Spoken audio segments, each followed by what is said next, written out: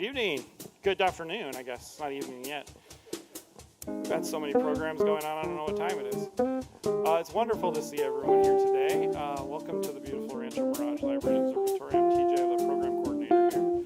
Just go through a couple quick reminders before we get started. If you haven't had a chance yet, make sure you turn off or silence your cell phone, please.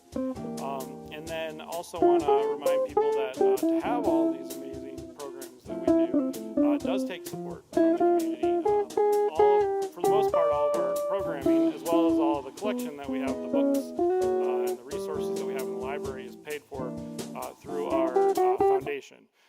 So that's different than the city tax dollars that helps pay for the building and everything else. So it is very important in terms of what we do here. So we appreciate all the support we get through the foundation, the work of our foundation board, and donations from people like you and throughout the community. So if you're interested in continuing to support the library in that way, it's really easy. You can donate on our website. Or if you have any questions about that or want to learn about sponsorship or anything else, feel free to ask me or any of our other employees. We'll be happy to answer those. I'm very excited about what's coming up in the next couple weeks too. I wanted to mention something new this year that we've never done before. It's going to be next Friday, the 11th, and the reason I mention it is it's actually after our regular hours. So we're going to be open for a special event called the Wild and Scenic Film Festival. And it should be a lot of fun. We're partnering with the Palm Springs Animal Shelter and the New Desert Wildlife Center, and we'll be showing 2 full hours of short films, award-winning short films, and the lineup is great. There's like, I think, 8 films, so they're not long at all, and there's all different subjects. So if you're interested in wildlife, conservation, adventure, definitely check that out, and it's free, like pretty much everything else we do. So we hope we'll see some of you at that. But now let's get to today's program, which very excited about and seems very timely. So many experts have observed a worldwide trend towards democratic deconsolidation reflected in America through declining trust in government at all levels and the rise of authoritarian thinking. The trend is rooted in extreme partisan polarization, which serves as fertile soil for the rise of anti-democratic movements and tendencies. Dr. Rob Baker's book, Strengthening American Democracy, aims to combat that disturbing trajectory, offering readers the tools to engage in and aspire toward a more responsive and accountable democracy. Dr. Baker is an award-winning professor of political science and has taught at Wittenberg University since 1987. A former acting city manager in Slater, Missouri, he is the author or editor of 5 books and over 150 articles on American government and politics. He is also a co-founder and board chair for 20 years of the Rocking Horse Community Health Center in Springfield, Ohio, and in 2009 was named a Health Center Hero by the Ohio Association of Community Health Centers. Please help me welcome Dr. Rob Baker.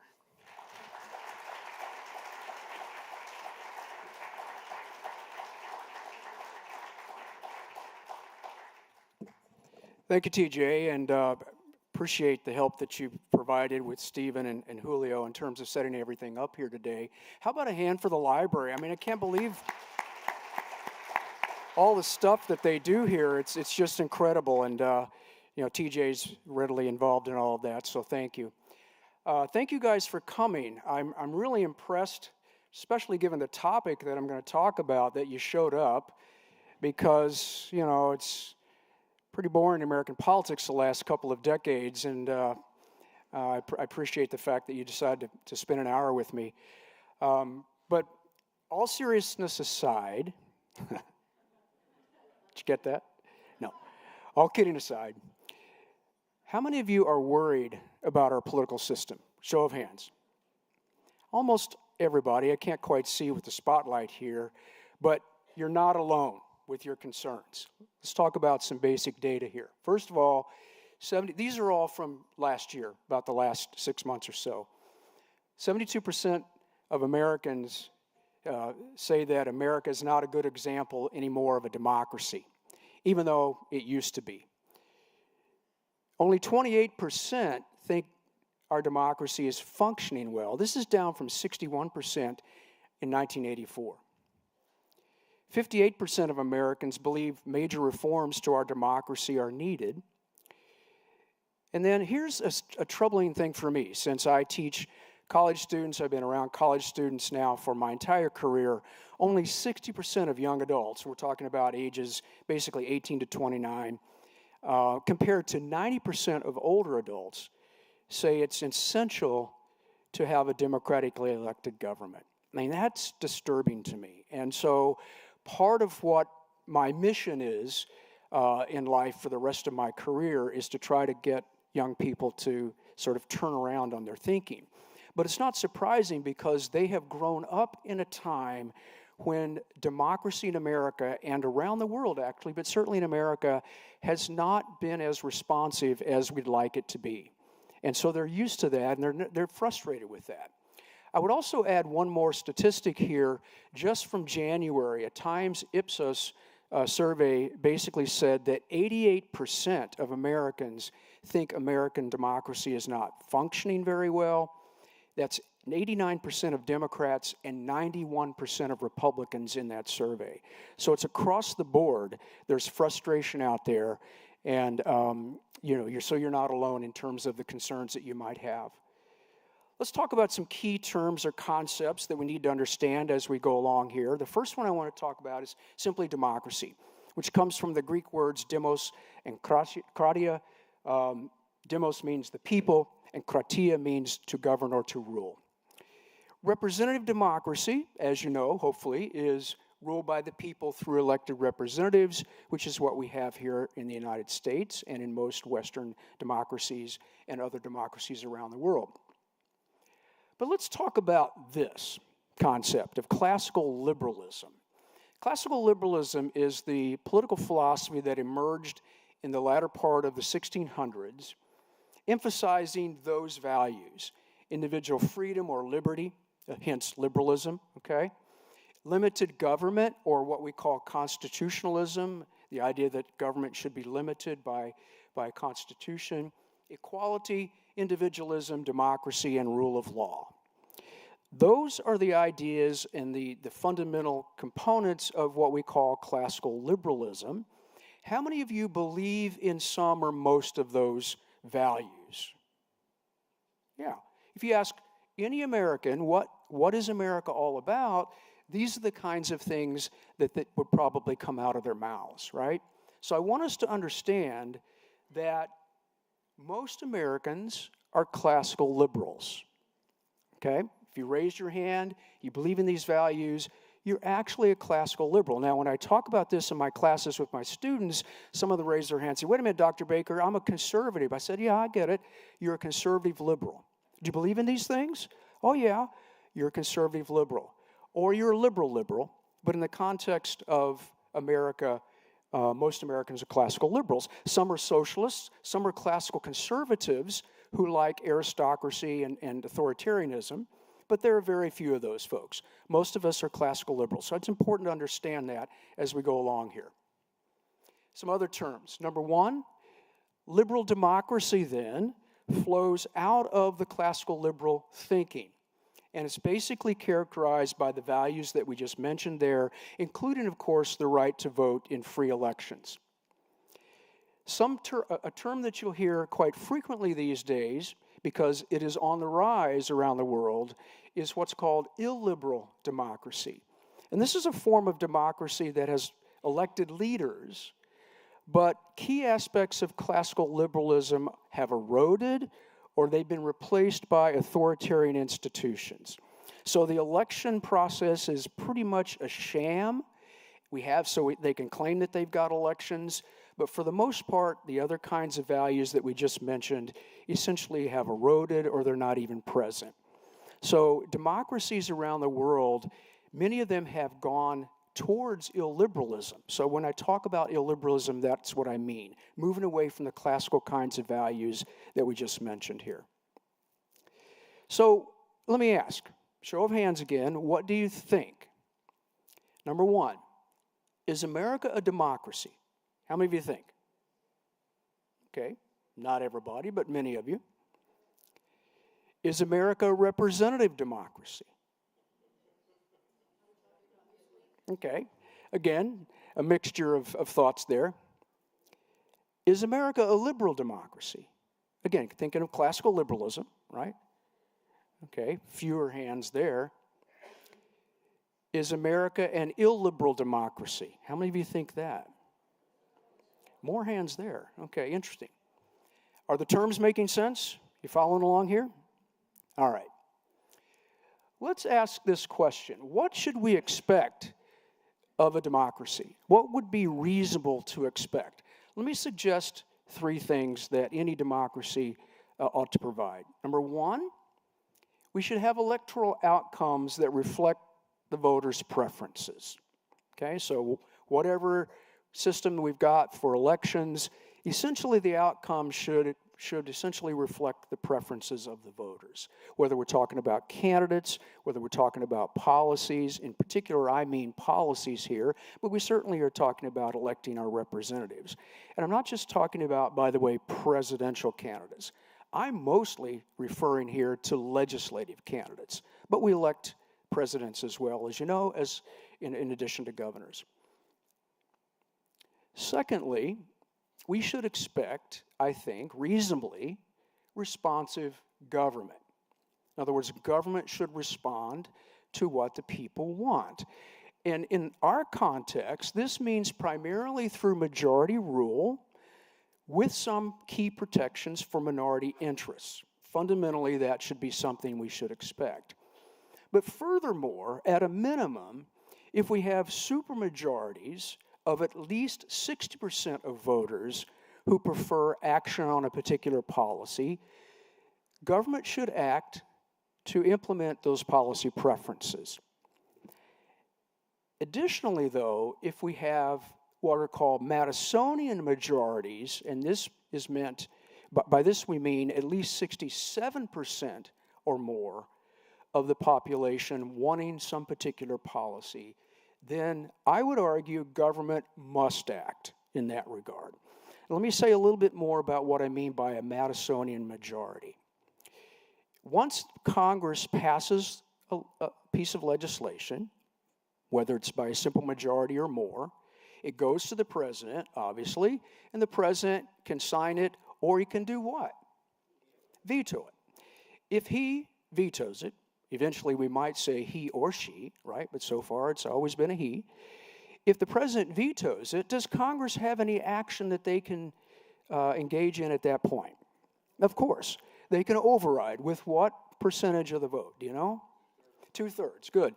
That's where this Madisonian majority idea comes from.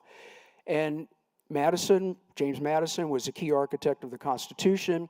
The framers fundamentally believed in this idea that we want liberty. We want a government that's strong enough to do the things we need to have done, but we also want protections against government getting too much into our lives.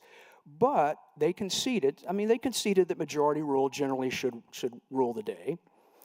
But they put those checks and balances in there to make sure that everybody was satisfied, right? To protect minority interest. But they acknowledged that if 2/3 of the voters want something, as indicated by the representatives, it ought to happen. So I would argue in the context of American democracy, if we have Madisonian majorities that want certain things, Congress needs to act. Government needs to put those policies in place. Otherwise, we get frustrated, and we begin to think that government is not working for us. And I think that's happening, as we'll talk about here. Thirdly, then, we should have accountable government. And by that, I simply mean that electoral systems, however we elect our representatives, should allow voters, with their votes, to either punish government officials by not re-electing them or reward them by re-electing them based on what they have done. Do those seem reasonable to you in terms of expectations we should have when the people are supposed to be sovereign? Reasonable? You guys think those are reasonable? Okay. So my talk today and my book fundamentally is based on these assumptions. Let's talk about what I would call a false promise. If we go back 35 years ago to the late 80s and early 90s, democracy was really having a huge moment around the world. We had liberal democracy prevailing against many illiberal and authoritarian movements and regimes at the time, and everybody was getting excited if they supported democracy. The Soviet Union had fallen, right? Remember that? The Romanian Revolution, we got rid of the dictator Ceausescu. Remember the Romanian Revolution? Remember South Africa? Apartheid was eliminated. Mandela was released from jail. He came and he governed as a result of that. Even in China, there was a democratic movement, right? In Tiananmen Square. Of course, it was brutally crushed, as you may recall. But nevertheless, this was part of this milieu within which we thought, hey, the end of history is here. And this is Francis Fukuyama, a famous political scientist, political economist from Stanford, who wrote a book about this time called The End of History and the Last Man, in which he said democracy had won. The struggle against illiberalism and anti-democratic forces is over. History is over. We all thought that was the case, right? And it was this time that I decided I needed to start teaching an honors course at Wittenberg University, which, by the way, is in Springfield, Ohio. I don't know if that town rings a bell with you at all, but we've had some experiences in Springfield in the last year, let me tell you. And I can, in the Q&A, maybe I can talk about that a little bit. But I felt like that there was a premature celebration. I wasn't the only one. Now, of course, I'm reading the literature and I'm keeping up with the scholarship. And many of us felt like maybe Fukuyama was prematurely celebrating. And so I decided to teach a course titled American Democracy, Problems and Prospects, just for honors students. So they had to have some background in American politics before they could even sign up for the course and had to be in the honors program. And I had three assumptions that I based the course on. Number one, Americans, I thought, maybe had mistakenly concluded that we'd won this colossal victory against illiberalism predicated on the perfection of our own system. Number two, we'd failed to see how our own system was not fully living up to the lofty ideals of liberty, equality, and justice for all. There were still some challenges. And finally, many challenges remained. And these became more serious as time went on as I offered the course over the next several years, and my students and I studied these. These are the challenges that I think existed at the time, I still think exist. What I call trivialized elections. There's lack of competition at the primary level in particular for legislative seats, Congress, state legislatures. Just in 2024, 1/3 of U.S. Congress members had nobody running against them in their primaries. 3/4 of all state legislators around the country had no primary competition. So if we don't have competition, we have essentially no choice, right? And so the election sort of becomes trivialized. We have too many elections in the United States. Compared to a lot of democracies, there's always an election, right? Local election, state election, May, August, November, January. I mean, people get tired. There's a level of fatigue. So I want to talk about that with my students and have them think about how that might be a challenge. The inability of voters to hold their representatives accountable through for a number of reasons. Gerrymandering being one of them, which actually is listed there as a specific challenge. A trend toward radical individualism in the United States and away from community concerns. Reduced citizen participation out of frustration. Declining trust in government, which I'll show here in a little bit. Of course, partisan gerrymandering, which makes it very difficult for the party that has a district gerrymandered in its favor to lose. And then lots of unregulated money in politics. These are the kinds of challenges that we faced back then when I started teaching the course. I think we still face. I think many of these have gotten worse. So that's where I began to think about how I could help my students understand what was happening with this sort of rise of democratic movements, but still this undercurrent of concern here in the United States. Then in 2014, an opportunity arose that allowed me to kind of take these ideas to a larger audience. And this was when Cox Media in Ohio was looking for some additional columnists, and they have a number of newspapers in Ohio, and they wanted to reach out and have some columnists, new columnists come in who were more local, I guess. So they had a call for proposals, and I sent in a proposal, and my pitch to them was, look, here's what I'd like to do, if you're interested.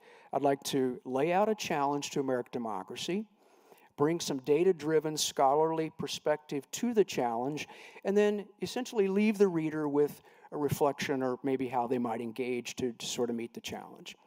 If that sounds of interest to you, you've got me. If that doesn't sound interesting, go ask somebody else to write. Well, they liked it, okay? So for 7 years, I was a columnist for Cox Media, and my columns appeared in 3 Southwest Ohio newspapers simultaneously, the largest circulation being the Dayton Daily News, but also Springfield News-Sun and the Hamilton Journal-Press. Over the 7 years, I wrote about a column a month with a couple of months off, so I wrote about 70 columns during that time I was working for Cox Media. At the time then, as this process continued, the political science literature and the literature and history as well began to develop a very strong thesis and argument called democratic deconsolidation. And this is the idea that support for democracy around the world is decreasing, while support for anti-democratic, illiberal kinds of authoritarian movements is increasing. This is a very deep and wide literature in political science, exemplified probably most famously by Stephen Levitsky and Daniel Ziblatt's book, How Democracies Die. Some of you may be familiar with Levitsky and Ziblatt's arguments, but in this book, they are comparative political scientists, so they're used to studying democracies around the world. And they have used what they've learned about decline of democracy or deconsolidation in other countries to get us to think about how it's become a kind of a general worldwide phenomenon. And they talk about what they refer to as 4 indicators of rising authoritarianism and democratic deconsolidation. So let's go through these briefly here. The first one they talk about, and as I go through these, I want you to think. I'm not going to argue specifically that these are happening, and I want you to think whether you agree that this stuff is happening in the United States, okay? Let me just be honest. I think this stuff is happening, and it's been happening, okay? But you decide. What do you think? So the first one is rejection of or weakening of the commitment to the democratic rules of the game, what it means to live in a democracy. Some examples of this: denying, canceling, or undermining the legitimacy of elections, ignoring the Constitution or norms of constitutional limits on government, enacting obstacles to voting, making it harder to vote for people to have their say. That's number one. Second sign, actually disrupting the peaceful transfer of power. Okay? That actually happened, right? We know that happened. Number 2, denying the legitimacy of political opponents. For example, lying about them. Now, this has happened all the time in politics, right? People lie all the time. There's a piece in my book about lying. Truth and politics don't really mix together. But lying about them in a way to undermine their legitimacy is what Levitsky and Ziblatt are talking about. Describing rivals as subversive or corrupt or without evidence, even criminal. Stoking distrust in science and experts. Ridiculing fact-checking, especially when that fact-checking is used to try to reveal the lies that are being articulated, right? Third sign, toleration of or encouragement of violence. Cultivating directly or indirectly ties to armed gangs or militia. Engaging in hate speech or refusing to denunciate hate speech or hate groups. Number 4, curtailing opponents' civil liberties and restricting the free press. Stoking distrust of professional journalists. Trafficking in conspiracy theories. Filing frivolous lawsuits against your opponents. Are these things happening? They are, aren't they? So my book, then, Strengthening American Democracy, is designed essentially to kind of combat these disturbing trends. It takes democratic deconsolidation as a given that's rooted in partisan polarization, which means we're significantly polarized by party these days. And I can talk about that in the Q&A if you want to. There's debate in the literature about why we've gotten to where we are there. But essentially, my book takes this as a given, but also argues that democracy is under threat from three additional factors: declining social capital, weakened government institutions, and lack of shared stories that bind us together. So let's talk about social capital initially here for a minute.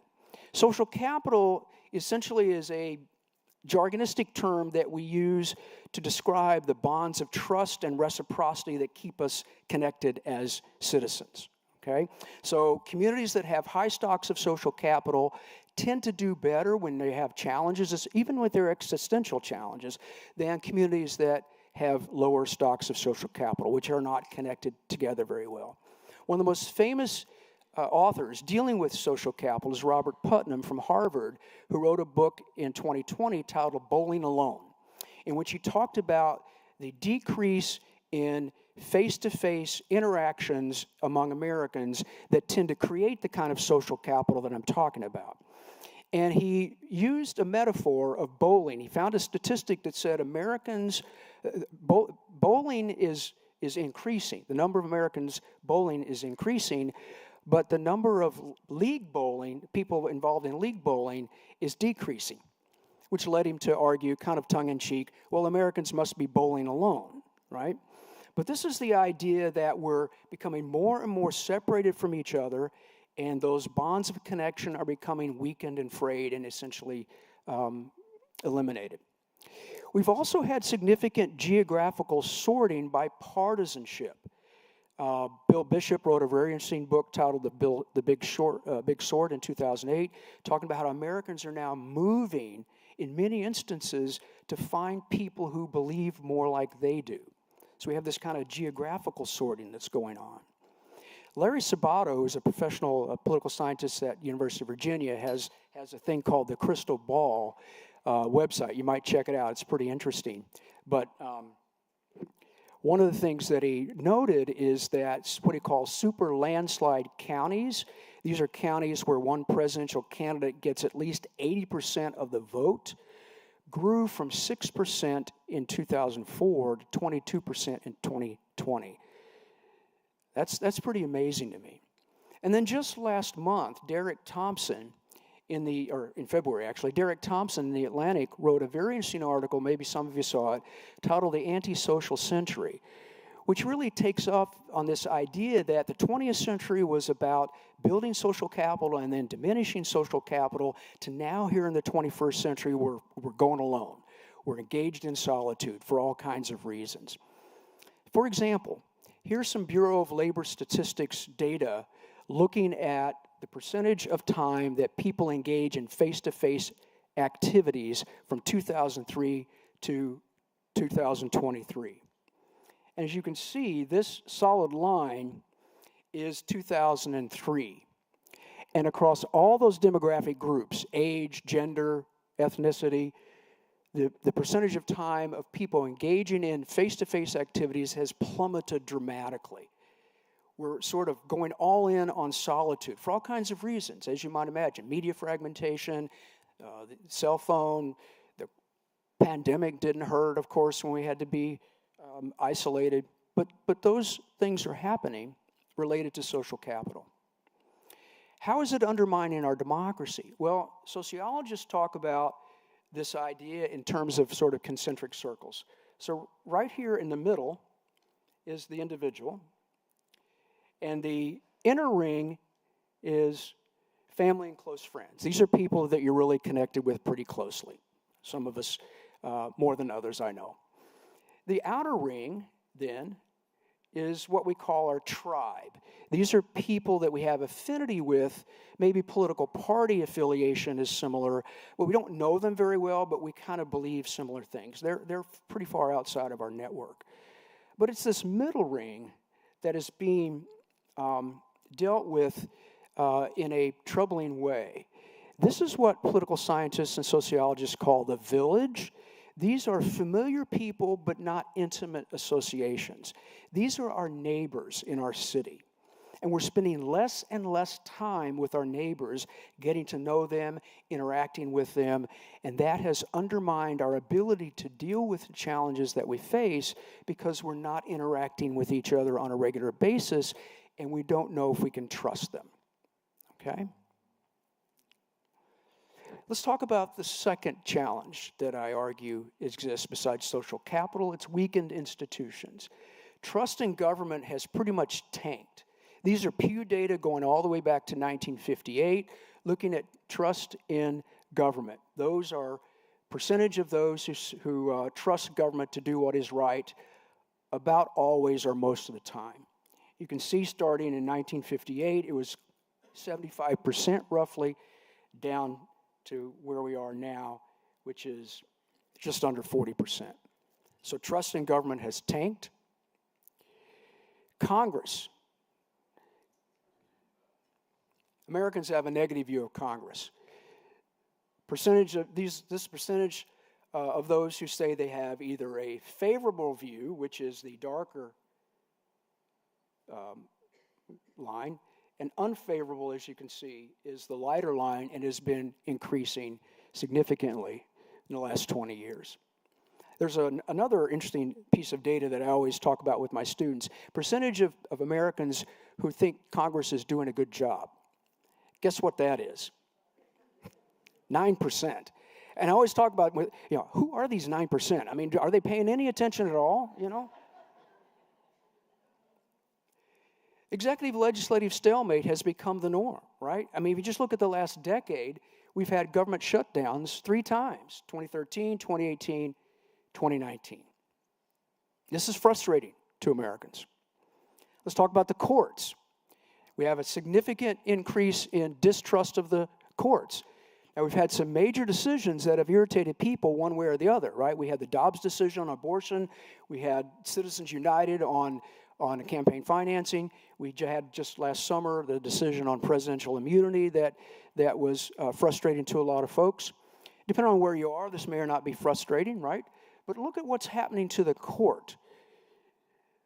The dark line is those who have a favorable opinion of the court, which is dropping dramatically. The lighter shade, those who have an unfavorable view of the court. You can see last year, the highest percentage of people saying they had an unfavorable view of the Supreme Court occurred, which was 50% of Americans. And that's kind of shocking to think about the court system, sort of that bastion of the rule of law. But nevertheless, it's an example of what I'm talking about. And then finally, lack of shared stories. Partisan polarization, which means that we've separated politically significantly, is characterized to a great extent in the United States these days by what's called negative partisanship. Have you heard of that term?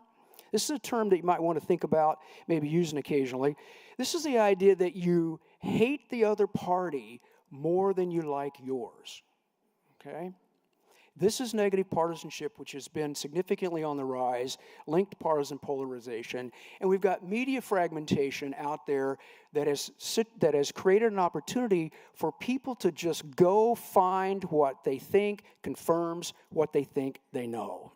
Okay? That's called confirmation bias, and it's one of the most significant challenges that we face as a democracy. We all are susceptible to and have confirmation bias. It's good to go find information that makes us feel better about what we think we know. It's like eating candy, right? I want to talk a little bit here in a minute about how we might push against that. But that creates significant challenges for us to be able to understand each other when we're engaged in those kinds of behaviors. For example, we now distrust each side significantly, or the other tribe, if you will. The right, for example, might argue that the left is indoctrinating Americans with wokeness grounded in critical race theory. Where the left might argue that those on the right bitterly cling to their guns, religion, and antipathy to folks unlike them. Extra credit for anybody who knows who said those things. You know who said the top one? Michael Harriot, who is a prominent scholar of African American studies. Do you know who said the bottom one about? That was Obama. That was Obama, actually. Right? So despite all of this, I'm here to tell you there's hope, okay? That's what the book is about. The writing is aimed at combating these kinds of trends that we're seeing with democratic deconsolidation. First, by educating us, getting us to understand that these are the things we're facing. Secondly, I'm trying to offer readers the tools to engage better, to try to aspire to a more responsive, accountable government. The book is organized around 3 themes. The subtitle of the book is Reflection, Action, and Reform. I want readers to reflect on how maybe their own behavior is contributing to these challenges, think about how they might act to improve things, and then think about a number of reforms that we could advocate for that would bring us closer to those reasonable expectations that I outlined earlier for what we should expect of our democracy. And I used a number of these, about a half a dozen of these in the honors course. These are the op-eds that I wrote as a columnist. And they generated incredible discussion among my students, which led me to think maybe a book with some additional ones that were longer might be something that would be a useful contribution to our democratic discourse. And so that's the whole purpose of the book. Those op-eds were 500 words maximum, right? So they're very short. So I had to write some longer ones for the book of up to 2,000 words to talk about some of the significant reforms, like what do we do about gerrymandering? What do we do about filibustering? What is filibustering? What do we do about the size of the House? What about the use of the presidential pardon power? What about the nature of the Senate? Those require, what about the Electoral College, for Pete's sakes? I mean, those require longer pieces. So those are about 2,000 words. But many of these are 500 to 600 words in length. Very short, and they're quick hits, and they get you to reflect, to maybe think about how you might act, and think about how we might reform and get to a better democracy. Let me talk a little bit about confirmation bias again, how to push against it. How many of you have seen the Ad Fontes media bias chart? Have you seen this?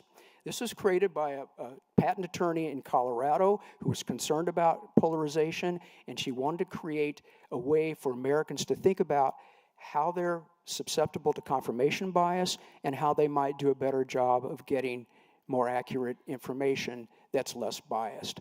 So the horizontal axis here is the left or liberal versus right conservative continuum. The vertical axis here is how reliable the source is and how much news value and how in-depth the reporting is. So I would suggest that I understand if you're a conservative, it's fun to hang out over here because you get to own the libs, right? You get to see all kinds of stuff. If you're a liberal, it's fun to hang out over here because they're bashing the conservatives. But if we're going to have a better democracy and a better way of connecting, it's more important to hang out up here at the top where there's better reporting and where it's more fact-based and solid journalism. You can see that there are a lot of sources that you probably go to: NBC, NPR, ABC, BBC, New York Times a little bit to the left, Wall Street Journal a little bit to the right, but they're up there and they're solid sources. So hang out there more, okay, to get a little bit better feel for what's going on. Finally, what I'd like to do then is briefly read some of these short articles to you to give you a sense of what I'm talking about. And I've chosen these three because the first one represents the idea of reflection really well. The second one represents how we might take action. There's also reflection there. And the third one is a short piece on what we might do to help reform our election system.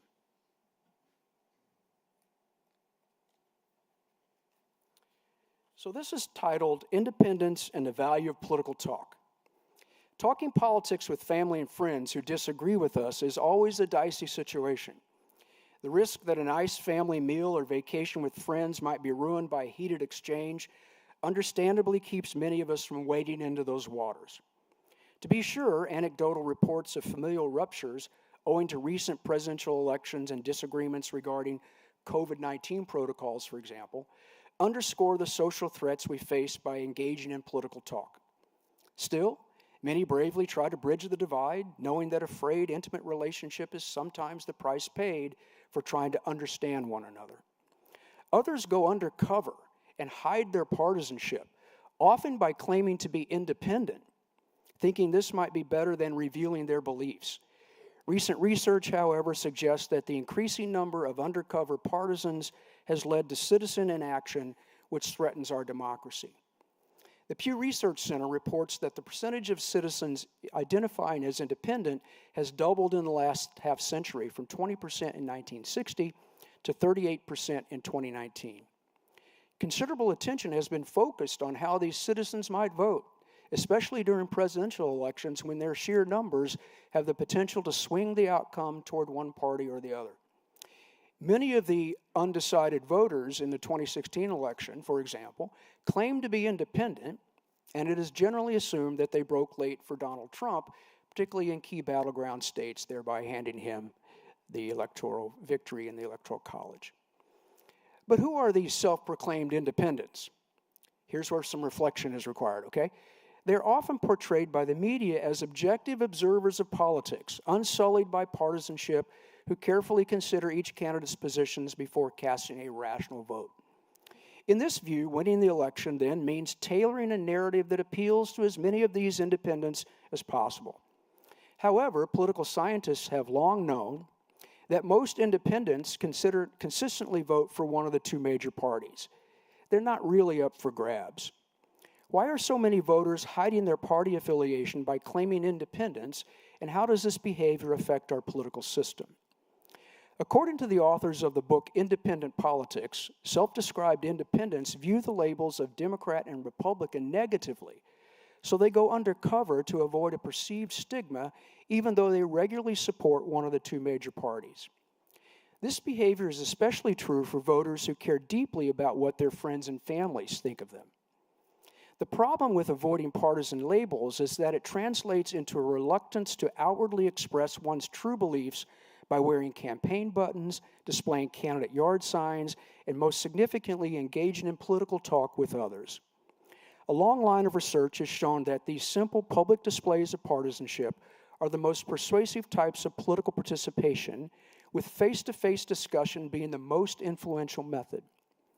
If we're afraid to talk politics in polite company, how can we ever find common ground on how to address our shared challenges?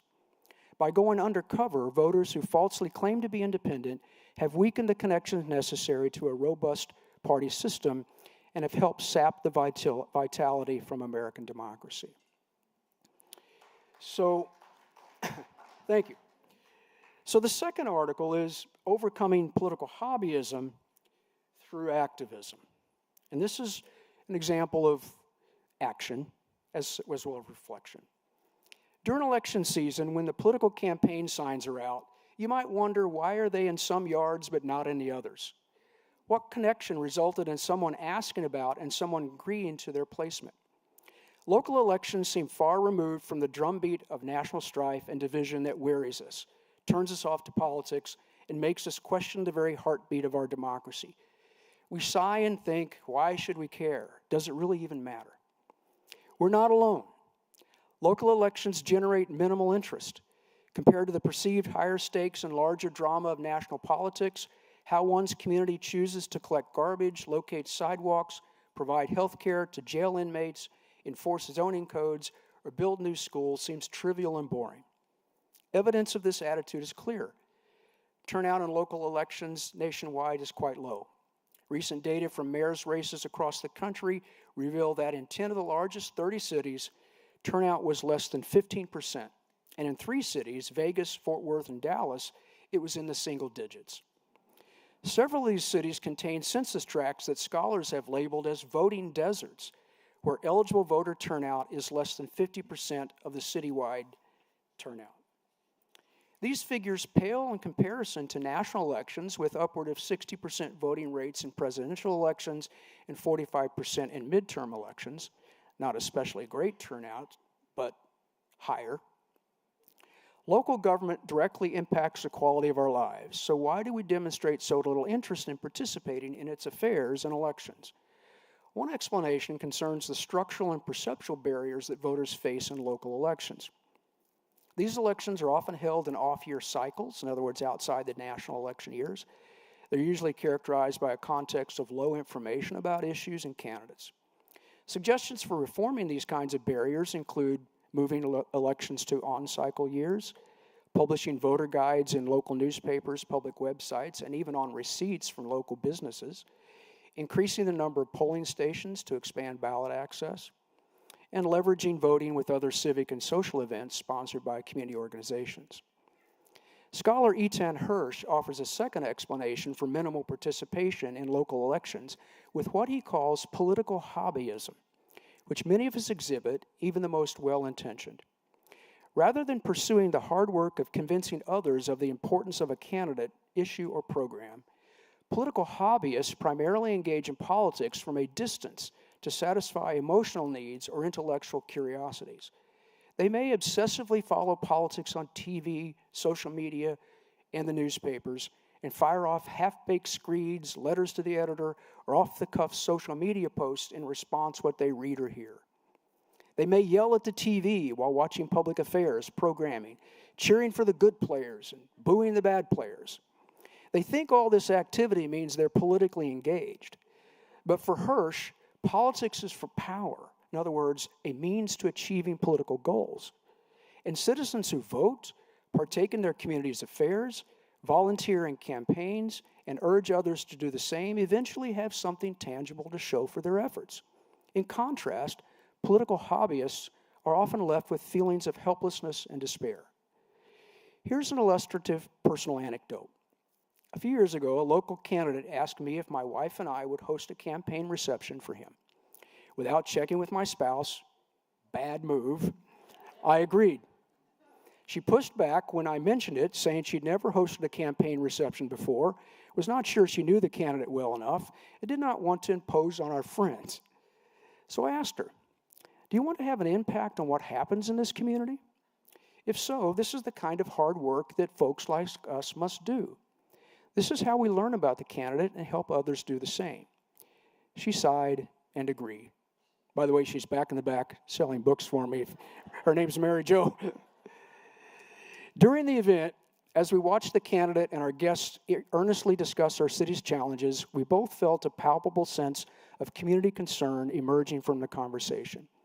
As things were wrapping up, my wife leaned over and whispered, "I'm so glad we did this." Working on removing the structural and perceptual barriers to robust turnout in local elections is an important part of strengthening our democracy. In addition, recognizing and overcoming our own political hobbyism through personal activism can improve our local political ecosystems and create stronger bonds of goodwill and trust that are central to thriving communities. Finally, if you'll bear with me, I'd like to read this last one because it deals with reform. It's titled, "If Corporations Are People, Tell Us Who They Are." Corporations are people, my friend. This was Republican presidential candidate Mitt Romney's awkward response to a heckler yelling for more taxes on corporations at a 2011 campaign stop in Iowa. His sentiment ultimately became a rallying cry for Democrats in 2012 when at the kickoff to his reelection bid, President Obama emphatically stated, "I don't care how many ways you try to explain it, corporations aren't people, people are people." As it turns out, and as I'll explain, the Supreme Court determined that one candidate's statement was more correct than the other, and the consequences of that determination have significantly undermined our democracy. In 2010, the Supreme Court issued one of its most controversial decisions when it ruled in Citizens United versus FEC that corporations, including nonprofits, have an unfettered constitutional right to spend unlimited amounts of money on elections. Since then, 22 states and over 800 municipalities have passed resolutions calling for a constitutional amendment overturning that decision. Citizens United released a flood of dark money that we don't know where it came from, into elections from undisclosed donors and corporations, and many of these organizations were created solely for that purpose. According to the nonpartisan organization Open Secrets, these entities spent over $1 billion in the 2020 election, up from only $5 million in 2006. A staggering amount of money, enough to give 100,000 teachers a $10,000 raise each. How did we get to this point? In We the Corporations, Adam Winkler traces the development of corporate rights and notes two competing legal theories. One maintains that corporations are artificial constructs. They're inherently separate from the people behind them. In short, they're not people, but a legal veil that shrouds the individuals who established them. The other theory argues that corporations are associations of individuals and hence are people. This latter argument relies on piercing the corporate veil in order to provide legal protections to members of corporations, including the right to anonymously contribute unlimited money to political campaigns. This was the theory the Supreme Court's slim 5-4 majority relied on in deciding Citizens United, and it's also the theory that Mitt Romney awkwardly tried to explain to his 2011 heckler. Many Americans agree that the amount of money and time spent on campaigns is obscene and undermines the basic principle of one person, one vote. While overturning Citizens United would be laudable, amending the Constitution would be difficult. A more modest yet significant objective would be to achieve complete transparency in campaign financing through a congressional law that would pierce the corporate veil and require the sources of all campaign contributions to be publicly explicitly disclosed. Referred to as the Disclose Act, this reform was immediately introduced and passed in the House after Citizens United in 2010, but was filibustered and defeated in the Senate. It's been introduced in each new Congress ever since, but has continued to be filibustered and killed in the Senate. An additional setback to efforts to bring light to dark money was the 2011 Supreme Court decision that struck down California's law requiring charitable contributions to disclose the identities of their major donors. Powerful enemies of the United States have taken advantage of this loophole in our laws to weaken our democracy, as proved during the 2016 election. Assuming they will continue to do so, one protective measure would be to close the loophole that allows corporations with members potentially from anywhere to anonymously fund our elections. If corporations are people, we have a right to know who they are.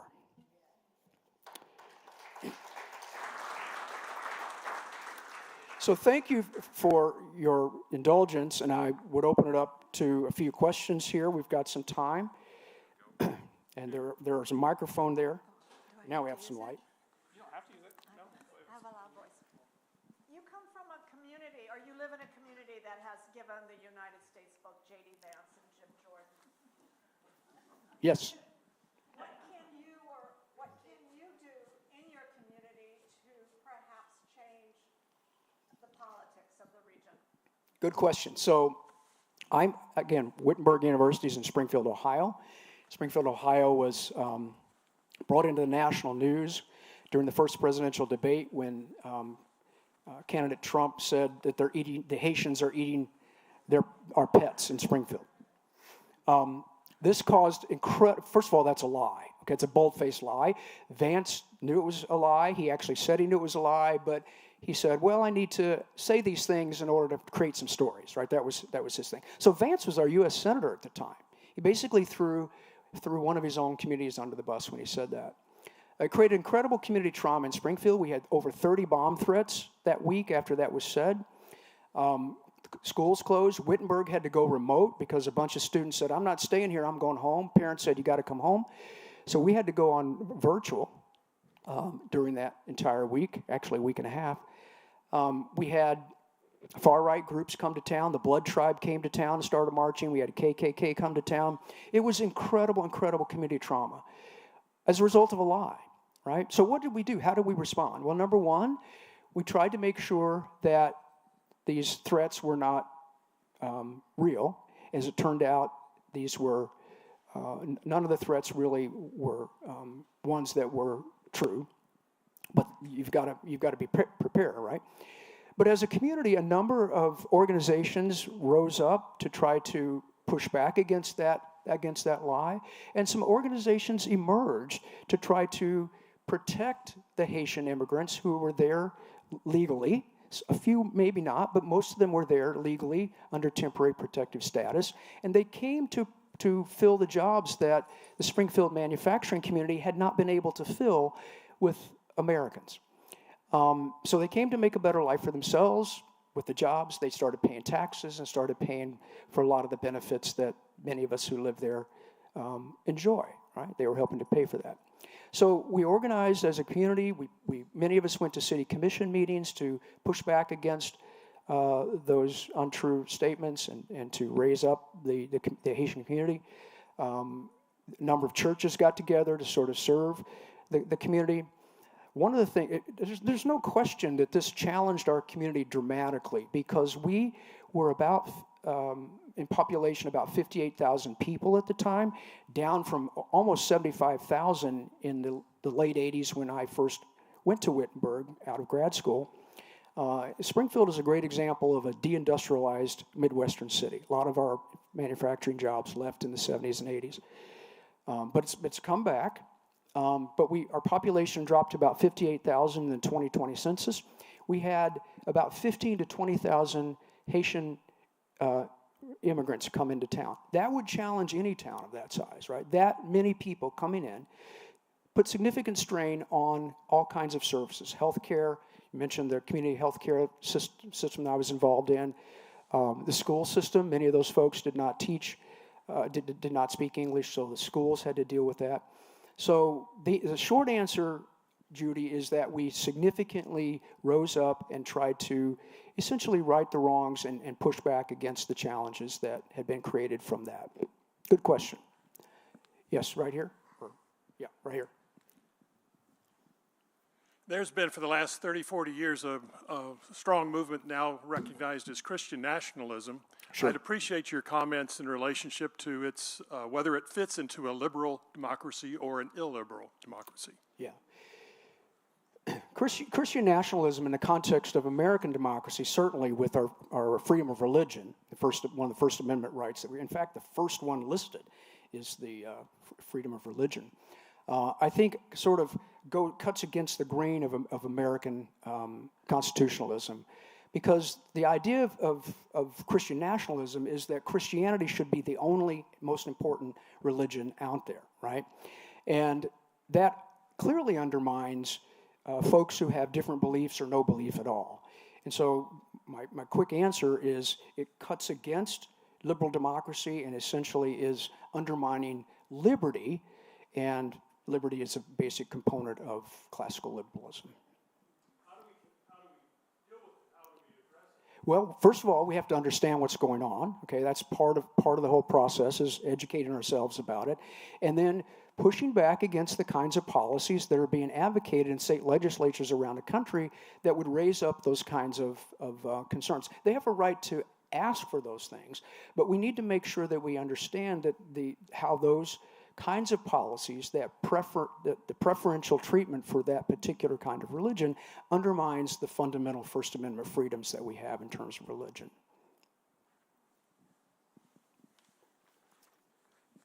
More? Yeah. How do you feel about term limits? Oh, that's a great question. There's an article in my book about term limits. The framers didn't want term limits. They didn't put any in there, right? Even for the president, there's no term limit originally there. Certainly not for Congress, and certainly not for justices and judges. Now, for a long time, I would argue vociferously against term limits. We have a term limit mechanism. It's called the vote. Okay? If you don't like them, vote them out. But the evidence that we've got from state legislatures that in the early 90s put term limits in place is not very good. Ohio is an example of that we have term limits for state legislators in Ohio. What happens is folks who are term limited out of the House then run for the Senate, and then after they are term limited out of the Senate, they don't. It's not that they can't ever run again. They've just got to stay out for a short time, and then they can start running again. So it's not like we've actually gotten rid of these folks adequately that reformers were hoping would happen as a result of this.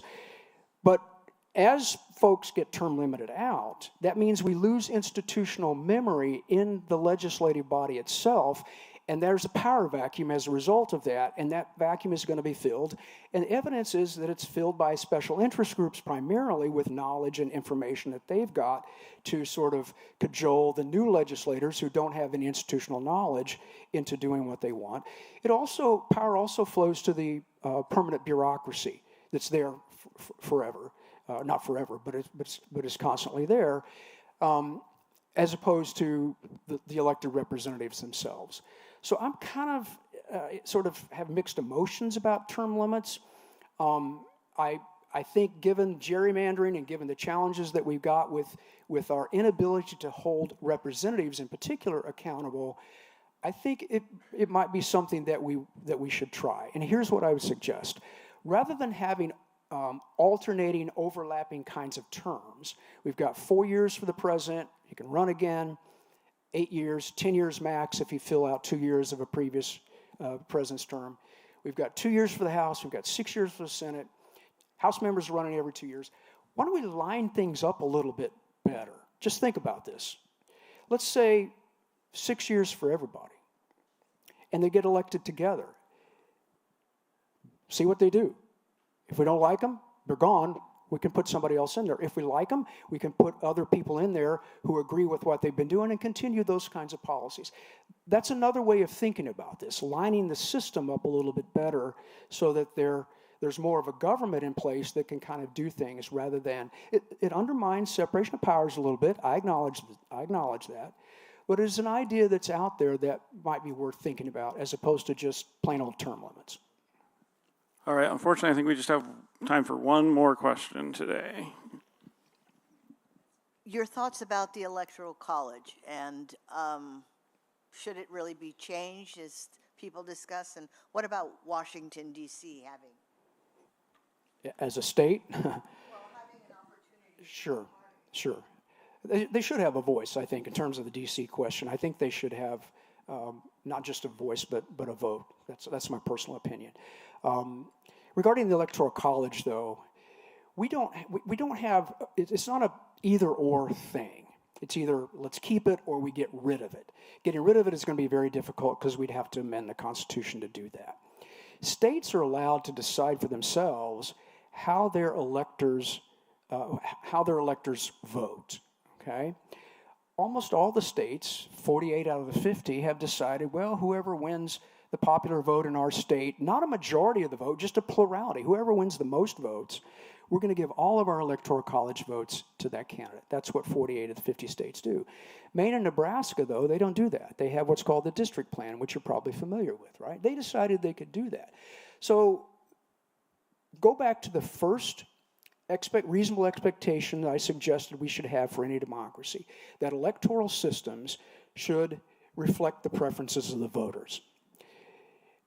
If that's the case, if we believe in that, one thing that we can do in terms of the Electoral College, and not necessarily get rid of it, is to change the way the electors cast their votes.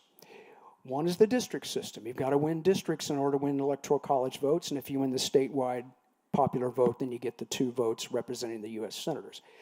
We don't have to do it that way. We could do it that way. More states could. We could do proportional system. Okay, one party gets 60% of the vote, the other party gets 40%. I'm just sticking with 2 parties right now. Then that state's Electoral College vote gets split up 60-40. We could do it statewide. We could do it national, based on the national popular vote. States could decide, well, whatever the national popular vote is, that's how we're going to cast our Electoral College votes. Another option, though, which I I think is interesting, and it's gaining some steam, is the National Electoral College Compact, where state legislatures pass a law that says this: we will cast our electoral college votes for whoever wins the popular vote as soon as enough states agree to this compact where electoral college votes in those states is equal to at least 270, because 270 right now is the magic number, right, out of 538. So right now, I think the number off the top of my head is 16 states have passed legislation becoming part of this agreement, and we're up to just under 210 electoral college votes that are essentially cordoned off, waiting to see if other states would do that. So we don't need to get rid of it if you don't like it. We can ask, how can we make sure that the outcome of the election better reflects the popular vote without even getting rid of the electoral college? Some of you might want to get rid of it. A lot of people do, right? I'd be okay if we did, but I don't think we have to in order to reflect the outcome, that the preference is better. That would be my answer. Thank you for that question. Thank you all for coming. I guess there's one more question here. One more. Okay, right here. I wanted to talk a little bit about holding the Supreme Court accountable. Yeah. This administration is trying to pull everything through the Supreme Court, and we have had justices appointed that lie, said they would accept precedent and act against it. So how, and we know that, Thomas should not be invented. How do we hold them accountable because we can't do anything about it? Well, okay, great question. It's a big answer, okay, but let me say a couple of things. First of all, the framers, and I think they were kind of right about this, felt like argued that the judicial branch was the weakest branch, right? Hamilton argued it didn't have the purse, it didn't have the sword. What has it got? It really doesn't have anything except our acceptance of the decisions that it makes, right? So in order to be able to have some ability to make reasonable decisions, having life tenure, if you will, without having to be concerned about elections is the one thing that they've got. With that being said, though, how do we select judges in the states for the most part? Yeah, we elect them, don't we? We elect them in almost every case. A few states, they're appointed, but we could consider that. But short of that, I think, two things here. Number one, we need to have Congress, because Congress has the power to deal with the courts. They can create courts, they can get rid of courts. Congress should create and enforce a better ethics system for the court system, all right? That can happen. Number two, Congress should consider, I think, maybe rotating some justices around, having more justices and rotating them into the court from time to time. Those are two quick possible solutions. It's a huge question with lots of things we could talk about, but those are the things that I would suggest we might want to consider immediately. Thanks for the question. We're over a little bit. My wife's back there. If you want to buy a copy of the book, it's only $20. If you want to go online, get a 20% discount. There it is, Broadview. By the way, any Canadians here? Thanks for coming. You'll be interested to know that Broadview Press is a Canadian press. Thank goodness for Broadview Press, all right? Thanks for coming.